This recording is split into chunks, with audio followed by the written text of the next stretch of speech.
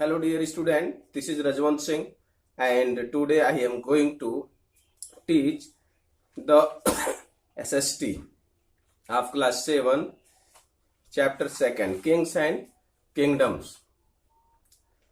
I have told you many facts in the previous video that you know very well. So my dear student, today I am going to tell you about some important points.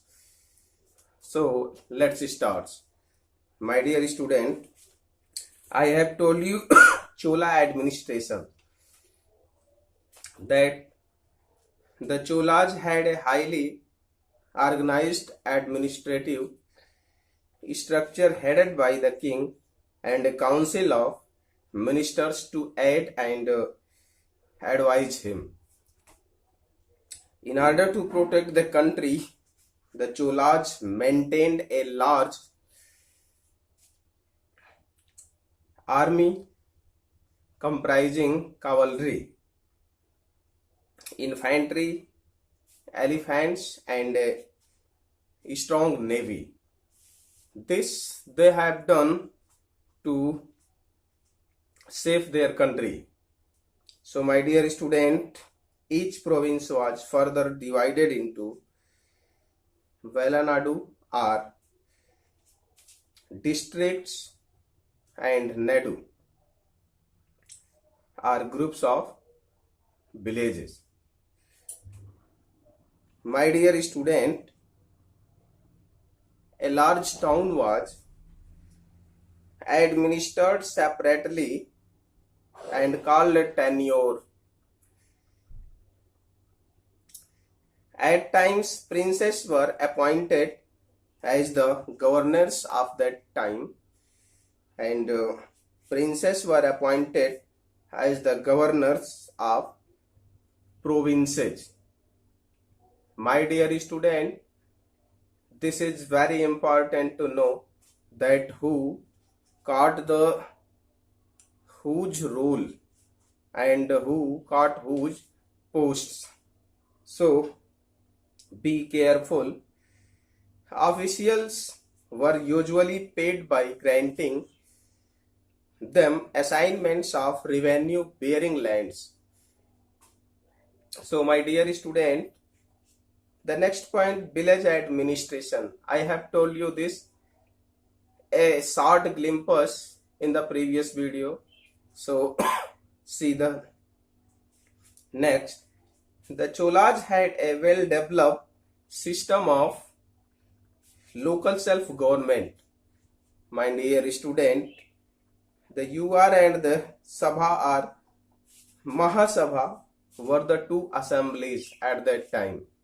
And inscriptions tell us that the UR was a general assembly of all classes of people gathered there, and the who owned land within the village. In contrast, the Sabha was an assembly found in villages where Brahmins owned all the land as Brahmadeya grants. My dear student, as the Chola rulers granted land to large number of Brahmins, a Chola empire, Parantaka's inscriptions found inside the temple at Uttaramar describes the functioning of the Sabha. It operated through committees. It had different committees to look after various aspects of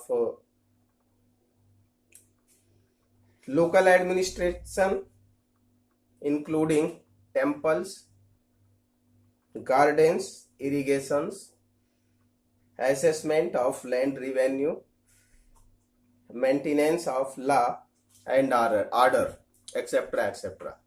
My dear student, you have to know these points And the next point is economy. What is the economy of that time? The Cholas promoted both inland and overseas trade and commerce. The Coromandel and Malabar coasts served as the centers of India's trade with Southeast Asia.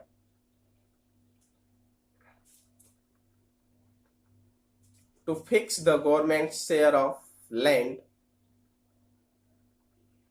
revenue, an elaborate land survey was carried out. My dear student, taxes were also collected from tolls at that time on road professions and from the plunder of neighboring territories. Like today, taxes are also collected at that time. Temples. The Chola rulers built many large temples which were the center of cultural life. Besides being spiritual centers, they also served as places for other activities such as ceremonial dances performed by the Devdasis. Devdasis performed the perpetual dances in the court.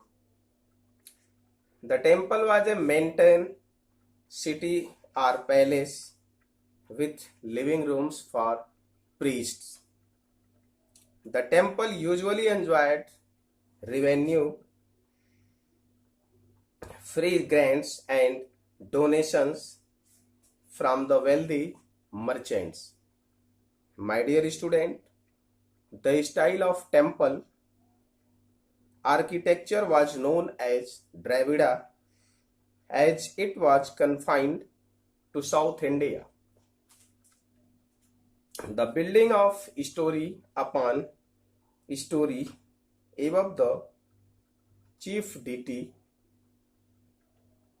room called Garbh Griha was the main feature of the Dravida style of temple building. My dear student, this is the fact that you have to know. And the next point, Chola inscriptions.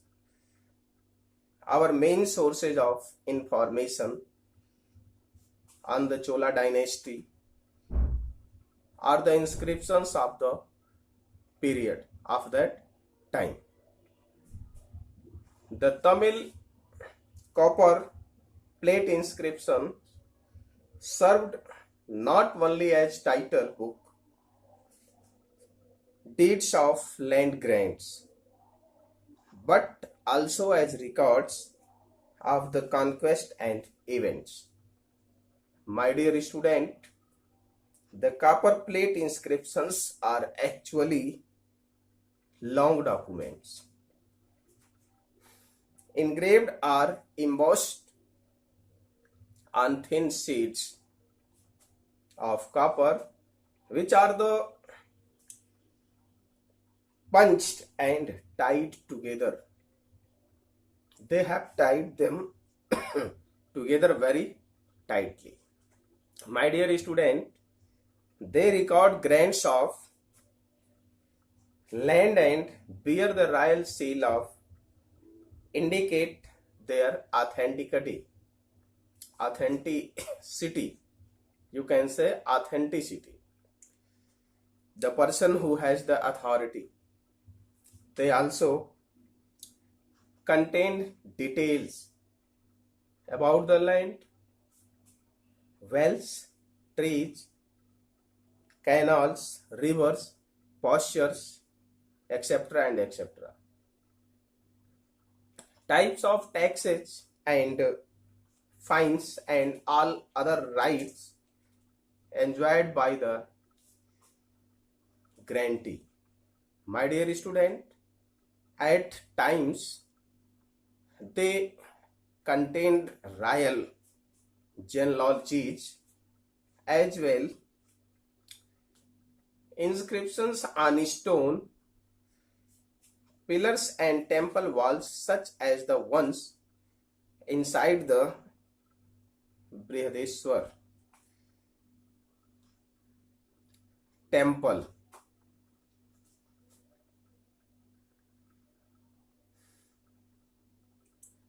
We get to know about local self-government in the Chola Empire primarily from of the details provided in the Chola king Parantaka's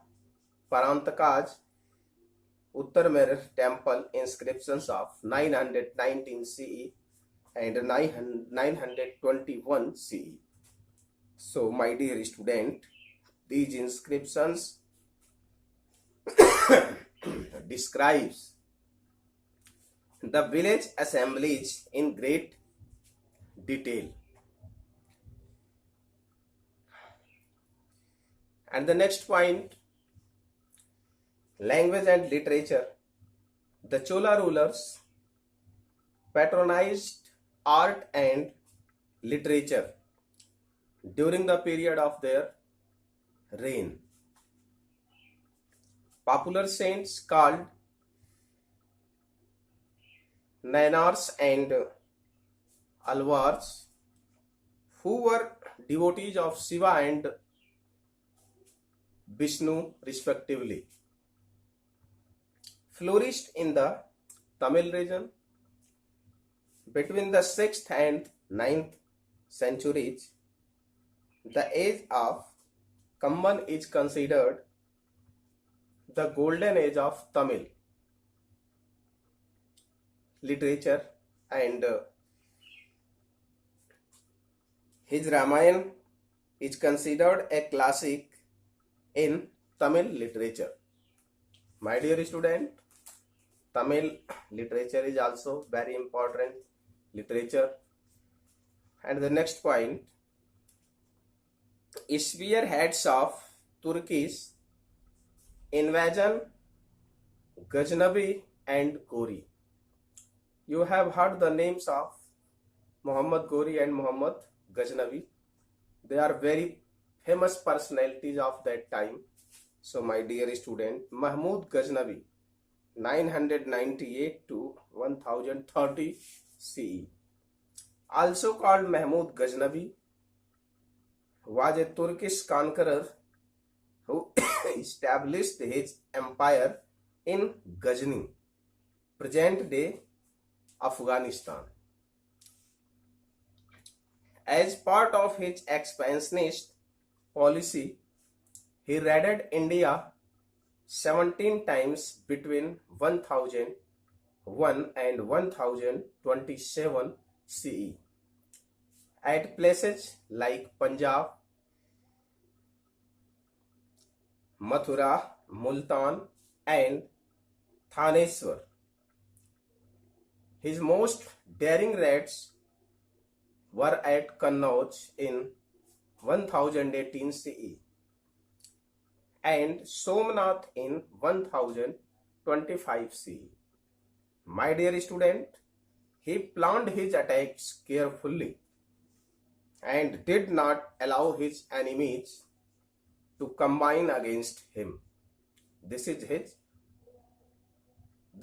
his best policy. Ghazni did not wish to rule over India, but he plundered India and carried away wealth, artisans and learned men from here. My dear student, he was closely associated with the rebirth of Iranian culture, and he decorated the palaces, mosques and tombs in his Ghazni. Many scholars resided at his court Among them, Firdausi, the author of Shahnama, was the most famous. Mahmud's attacks were devastating in nature as they showed the weakness of the existing kingdoms and paved the way for future invasions. So my dear student, that's all for today, and we will meet in the next video. Thank you. Have a nice day.